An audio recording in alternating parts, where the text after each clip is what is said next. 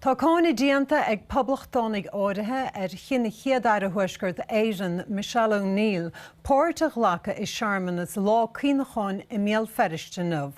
Leag sí blálasc ag Lá Cuimhneacháin a gcuine ar a siúd a chrid ar sanna bratainna insna cogaí déanta. Bhí searmanas Lá Cuimhneacháin inniu agtaithe ag léigiún riag in na Brataine. Cos le go leor bailte eile sa Thuaisceart bíonn ceann a an gúna ag an amseat an bhíon na gcibhne ar i siúd a léige for buas na cogaí déanta. A haniu chun Chéad Uair a lech bol sinsrad a chuid hen féin páirt sa searmanas héin. Dúirt mBéal go dearann sí seo ina ról mar Chéad Aire de achanlanne. A tá cáinneadh déanta ag roinnt daoine ina másc díolsathirí, intachtarí agus roinnt poblachtánaigh ar a cinniu ina másc Tommy McCurney a chail trúr de áirithe le linn drobladí. Tá mé agus Foghlaim go léir agus mór daoine eile mí hastal na séarmanas.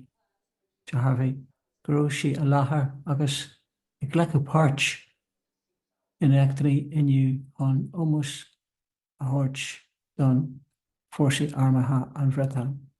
Na níomháin iad san uairbhás an céad agus an dara an dóin ach le haid Feirste armatha an bhreatain a gcuideanta go dtí an le inniu so céalainn sin gróisí ag thabhairt ómas don SAS agus don Parachute Regiment.